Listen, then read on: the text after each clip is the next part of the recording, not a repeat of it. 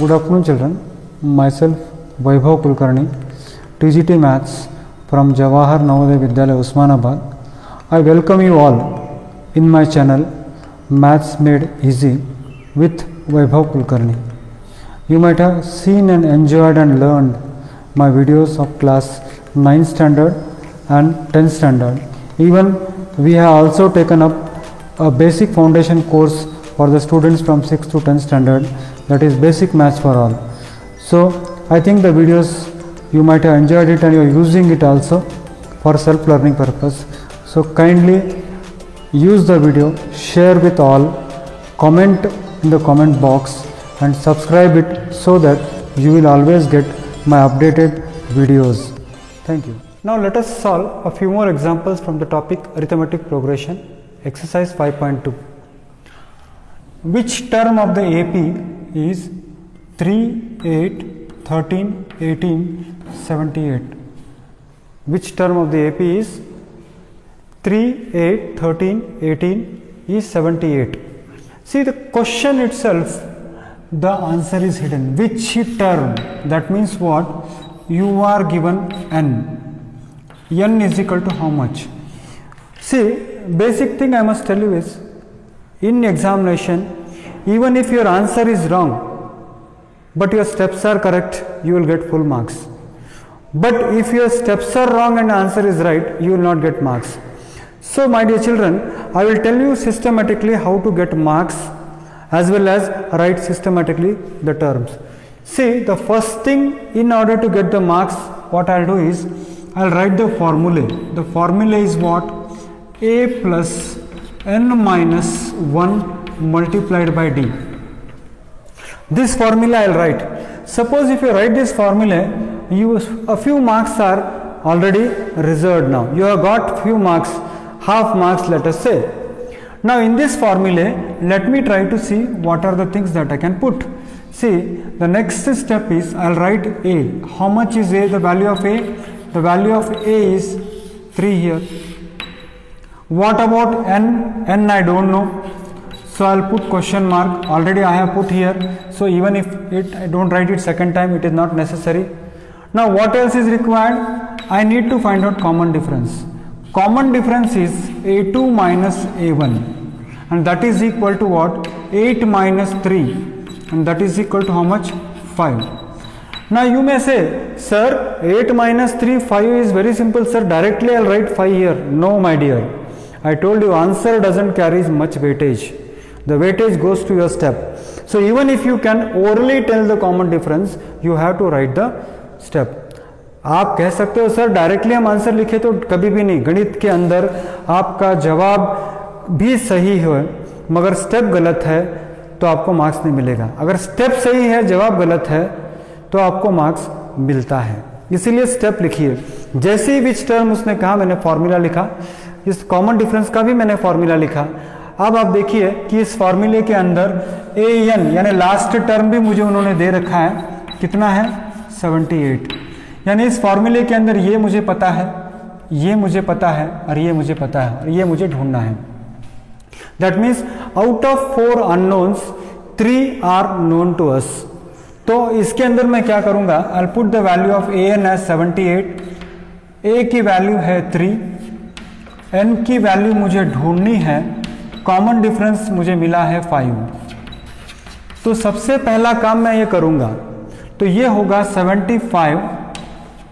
78 minus 3, मैंने minus पहले कर दिया. तो 78 minus 3 is equal to n minus 1 into 5. यानी what I will get here? 75 divided by 5. इस 5 को अगर मैंने ट्रांसपोज कर दिया तो is equal to n minus 1. यानी क्या होगा? 15, 5 1 जा 5, 5 1 जा 5, 5 5 जा 25. 15 is equal to n minus 1. यानी 15 plus 1 is equal to n. यानी 16 is the correct answer. Sir what is that we have got it? इसका मतलब क्या है सर?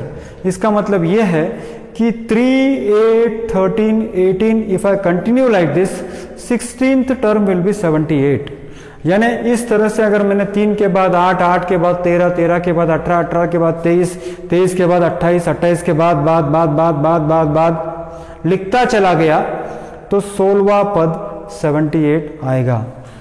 विश्वास नहीं बैठता है, गिनती कर लो, मुझे तो यकीन है फॉर्मूले के ऊपर। इफ यू डोंट बिलीव, तुम करके देख लो, मुझे जरूरत नहीं है। तो ये हो गया एक क्वेश्चन। हमेशा मैं आपको बताऊंगा कि write the formula first, put the values, then last you think of answer. Now find the number of terms, इसी तरह का क्वेश्चन है। Which term, find the number of terms. जैसे ही वो find the number of terms कहता है बच्चों, एक बात जो मेरे दिमाग में तुरंत आ जाती है वो है n की वैल्यू हमको ढूंढना है। We have to find the value of n in the following AP।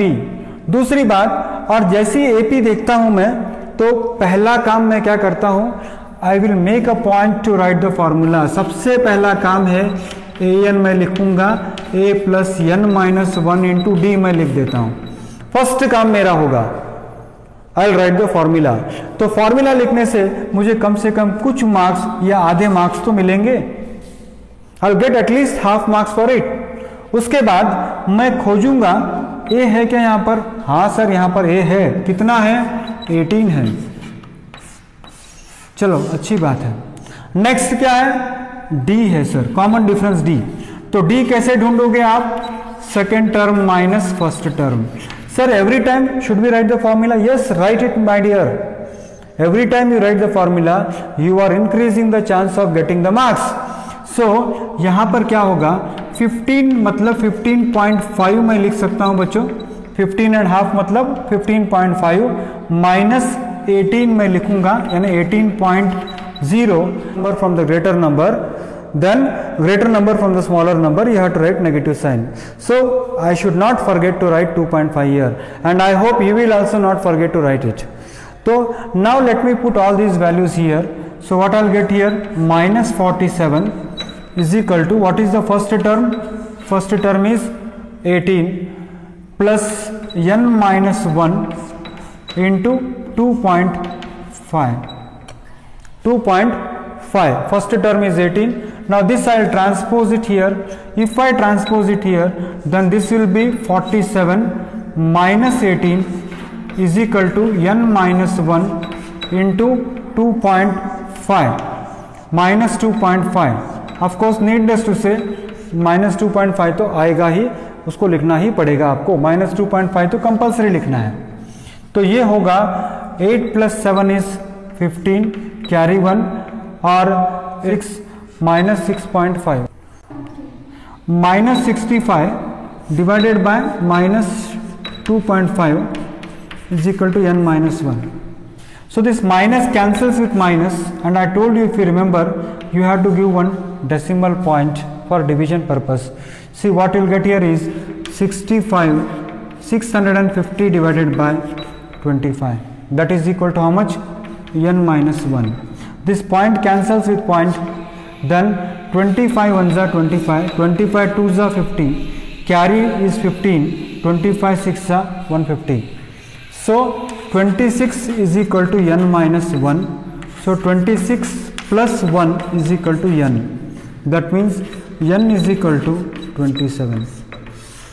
What does it mean? क्या किया सर आपने ये सब? इसका मतलब ये होता है कि इस तरह से अगर ये AP चलता रहा तो 27वां टर्म माइनस 47 होगा। फिर आप कहोगे सर क्या भरोसा है, तो आप उंगलियों पे गिन सकते हो, मगर कोई ज़रूरत नहीं है, इसको हम फॉर्मूले को यूज़ कर सकते हैं। अब देखिए नेक्स्ट क्वेश्चन आता है, check whether minus 150 is a term of 11, 8, 5 to dash dash dash. Try to understand the question first. Basically that is the most important thing or key point to do a problem. I always stress upon this fact. मैं हमेशा बच्चों को ये कहता हूँ, question समझो मेरे भाई। तो व्हाट इज द क्वेश्चन, अगर ये कंटिन्यू रहा तो क्या 150 आएगा? तो पहला काम मैं करूंगा, आपको मैं ये बार बार बता रहा हूं, पहला काम मैं करूंगा an लिख दूंगा। an का फॉर्मूला है a plus n minus 1 into D बराबर। तो an इसके अंदर हम सारा ढूंढने की कोशिश करेंगे। देखिए इसको देखेंगे तो हमको मिल जाएगा a मिल जाएगा। a कितना है बच्चों? a is 11। फर्स्ट काम मैं करता हूं, a 11 है, मैंने a यहां पर 11 लिख दिया। फिर नेक्स्ट आता है an है, लास्ट टर्म an, क्या ये -150 आएगा? तो हम यहां पर क्या करेंगे, an मुझे दे रखा है, an इज -150। देखिए फॉर्मूले के अनुरूप मैं चल रहा हूं, I am trying to solve, -150 होगा। उसके बाद n तो मुझे ढूंढना है, तो n के लिए मैं क्वेश्चन मार्क लगा दूंगा। नेक्स्ट आता है d, common difference. Sir common difference होगा second term minus first term. देखिए वैसे तो ओरली भी मैं कॉमन डिफरेंस आपको बता सकता हूं, मगर फॉर्मूला लिखो, फॉर्मूला लिखो, right the formula compulsory. So 8 minus 11 that is -3। तो इस फॉर्मूले के अंदर सारे चीजों को मैं पहले बिठा दूंगा। तो आप देखो कि -150 -11 is equal to n-1 into -3। तो ये होगा 1, ये होगा 6 और ये होगा 2। 150 -11 is equal to n-1 into -3। तो इसको अगर मैं सॉल्व करूं तो -261 divided by -3 is equal to n-1। Minus minus cancel होगा बच्चों। 3 8s are 24, carry 2, 3 7s are 21 और इज इक्वल टू n-1। तो इसको इधर भेज दूं तो क्या होगा 88। यस, यानी n इज इक्वल टू 88 आ रहा है। इसका मतलब इस AP के अंदर -150 आएगा। If this AP continues in the same way then -150 will come as the 88th term. So question क्या है, check whether -150 is a term और नॉट। तो आपका आंसर होगा yes, yes, -150 is a term of the given AP, of the given AP। अगर आप चाहो तो उस AP को वहां पर आप लिख सकते हो, अगर आप चाहो तो उस AP को वहां पर आप लिख सकते हो। तो उम्मीद करते हैं कि आपको मेरी बातें समझ में आ रही है। अब अगला क्वेश्चन की तरफ जाएंगे। Find the 31st term, find the 31st term. देखो मैं कैसे करता हूं क्वेश्चन को, ट्राई टू अंडरस्टैंड। देखो जैसे ही वो 31st टर्म कहता है, what I write here is I want to find out 31st term. So 31st term if I want, it will be a plus 30 into d. What does it mean? Common difference को 30 से into कीजिए, उसके अंदर first term डाल दो, आपको 31st term मिलेगा। इसका मतलब यह है कि sir if you can tell us what is the first term, if you can tell us what is the common difference, then I can tell you what is the 31st term. How? Multiply the common difference by 30, add the first term. But sir, first term is not given, common difference is not given. I know that, I know that. Now let's see, from the first sentence I have written this step. 31st term if you want, I will write it as a plus 30d. So a I need to find out plus 30 into d. Now whose 11th term is 38? Try to understand the question. 11th term is 38 and 16th term is 73. 16th term is 73. So these two options are given in front of us. Now that means what? From this information we have to find out the first term, we have to find the common difference. यानी हमारे पास जो दिया है उसी का इस्तेमाल करके हमको ये सब ढूंढना है। तो कैसे ढूंढ सकते हैं, थोड़ा देखो आप।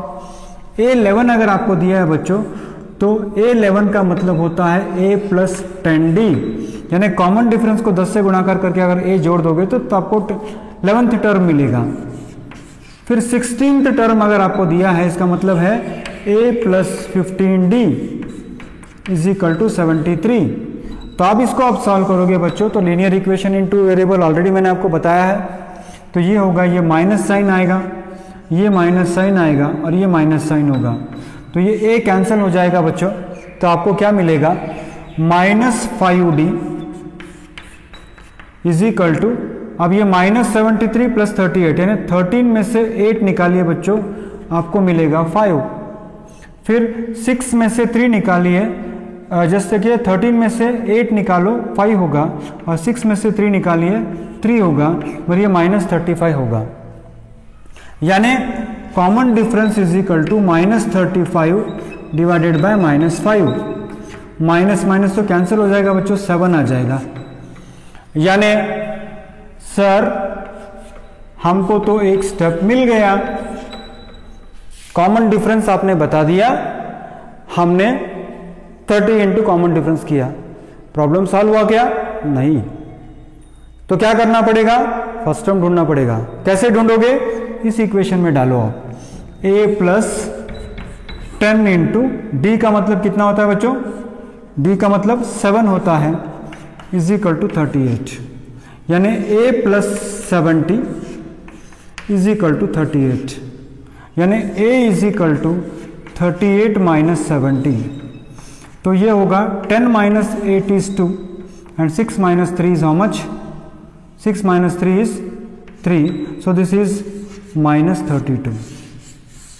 तो फर्स्ट टर्म कितना होगा, -32। तो ये होगा -32 प्लस 210।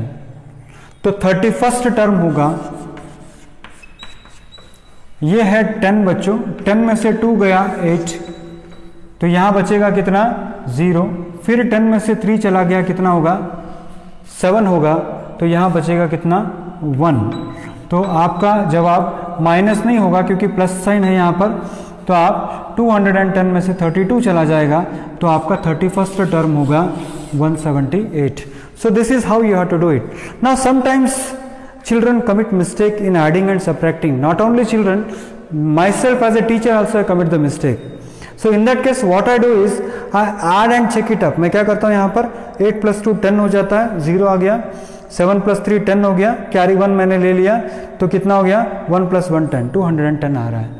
तो केवल आपसे गलतियां नहीं होती, हमसे भी गलतियां होती है, मगर झट से क्या करना है, अपने गलतियों को, गलती करना कोई बहुत बड़ी बात नहीं है।